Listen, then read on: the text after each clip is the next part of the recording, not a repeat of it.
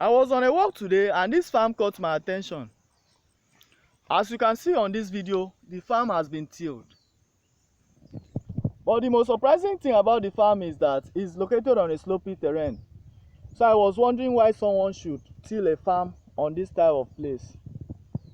But after giving a second thought to it, I realized that not everyone knows the secret that lies within the soil.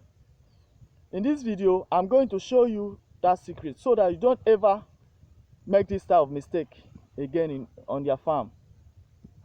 Inside the soil, we have mycorrhizal fungi. And these fungi form partnership with the roots of your crops.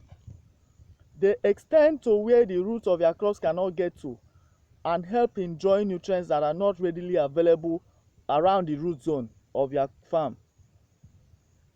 So, there are many nutrients in the soil, such as phosphorus, zinc, copper and iron, that are always locked with other nutrients. And most of them are not also available where the roots of your crops are. So they need this partnership with this mycorrhizal fungi to get those nutrients that are not readily available on the root zone to your crops. As this fungal network is growing, it's producing a glycoprotein that is called glomalin. This glomalin is like a glue in the sense that it helps in binding the soil together. It helps in holding nutrients and it also helps in holding water. So I want you to imagine this type of farm now that has been tilled, and for you to also look at how the crops here are doing. From every indication here, you can see that the crops here are struggling. Not because this farm wouldn't have been a better place, but because of this tillage that happened here. Because these plants here cannot get those nutrients that are not readily available on the root zone. It's only those ones that are right within them that they are able to get.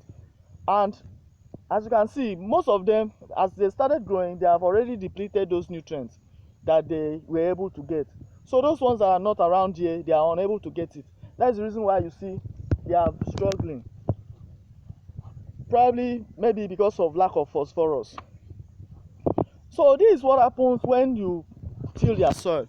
You break those fungal network and you render the plant on your farm helpless, because they cannot get those nutrients that they are supposed to get again.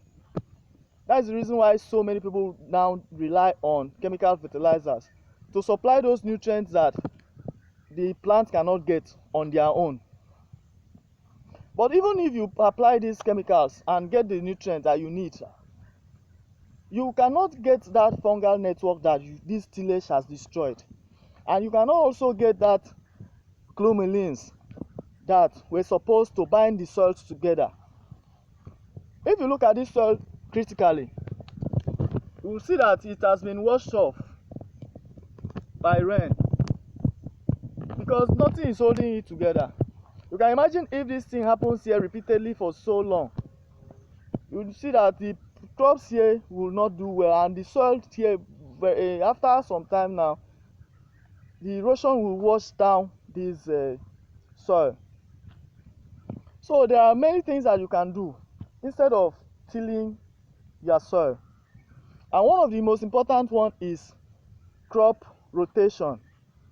You can also plant cover crops. Leguminous plants like beans are very good in covering the surface of your soil and prevent erosion. They also can help in delaying weeds and they fix nitrogen to your soil.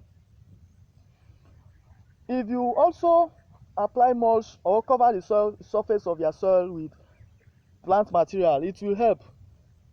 There is no way weeds can grow and there is no way erosion will take place the way it's happening right now on this farm. Remember that the whole essence of growing crops is not only to make money. Sometimes you also grow this crop so you can eat and sell it to others to eat. So in a situation like this, where this farm doesn't have enough nutrients to grow, they will be lacking in some essential nutrients that humans need. So anytime you plant your crops, you have to be intentional about it. You have to think of what will happen and what will get to you when you harvest those crops from your farm. That is why this video is important.